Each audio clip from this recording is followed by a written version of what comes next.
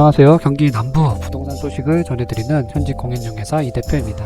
부동산 투자에 있어 흔히 하는 말로 경부선을 타라는 말이 있습니다.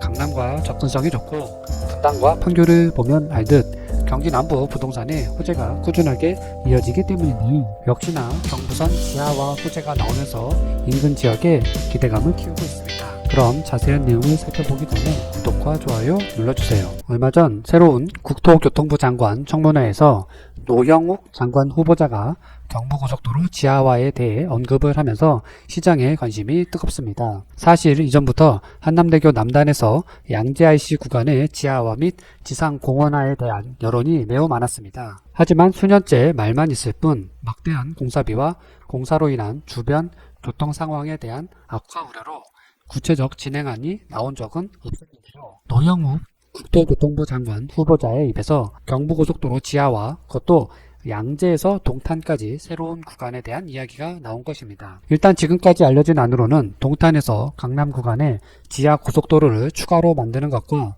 판교에서 영동대교 사이에 지하 고속도로를 새로 만드는 것입니다. 만약 계획안에 맞게 지하 도로가 만들어질 경우 현재 경부고속도로 상습 정체 구간의 교통 혼잡이 상당 부분 해소될 것으로 예상됩니다. 평일이든 주말이든 경부고속도로를 이용해 분들이라면 정체 시의 짜증스러움을 너무나 잘 알 텐데요. 수원, 광교나 동탄, 용인, 동백 등은 물론이고 보다 가까운 판교와 분당, 수지 지역에서 서울로 출퇴근하는 분들에게는 분명 희소식이 아닐까 생각됩니다. 공사 막바지에 다다른 분당 이매 야탑 인근의 분당 수서간 고속화 도로처럼 지상 공원까지 함께 된다면 더없이 좋겠지만 일단 지하 고속도로의 추가만으로도 서울 접근성이 크게 좋아질 것으로 예상됩니다. 기존 고속도로 아래에 지하에 공사를 하는 만큼 토지 보상에 대한 부담은 없지만 지하에 공사를 할 경우 지상보다 2배 이상의 공사비가 필요하다고 합니다. 이 부분에 대한 구체적 계획은 하반기 확정 발표안을 살펴봐야 할 듯합니다. 역시나 23조 원이나 되는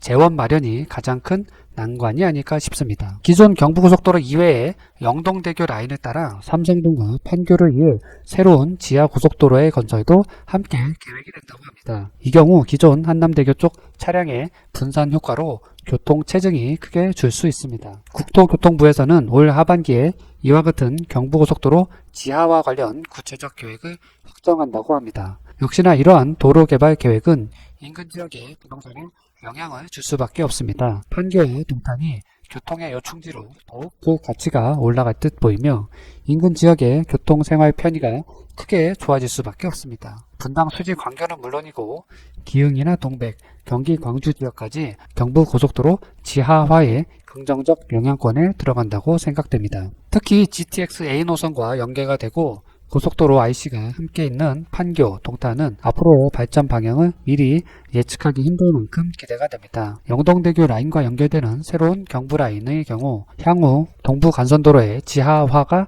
이루어질 경우 같은 라인으로 연결이 되고 이 경우 강북으로의 이동 역시 지금보다 수월해질 것으로 기대가 됩니다. 막히는 경부고속도로 양재에서 한남대교 구간이 아닌 새로운 길, 뻥 뚫린 지하 고속도로를 통해 판교에서 곧바로 강북으로 이동할 수 있다는 생각은 상상만으로도 기분을 좋아지게 합니다. 현재의 경부고속도로가 제 기능을 못한 지 한참이 지났습니다. 경부고속도로가 어떤 식으로든 빨라지는 게 사회 경제적으로 큰 도움이 될 듯한데요. 국토교통부에서 이런 문제의 해결을 위해 올 하반기 구체적 계획안을 내놓는다고 하니 그저 말로만 오가던 이전의 뉴스들과는 다르게 기대가 됩니다. 향후 경부고속도로의 지하화와 관련된 소식이 나오면 다시 정리해 보도록 하겠습니다. 마지막으로 구독과 좋아요 부탁드립니다. 시청해 주셔서 감사합니다.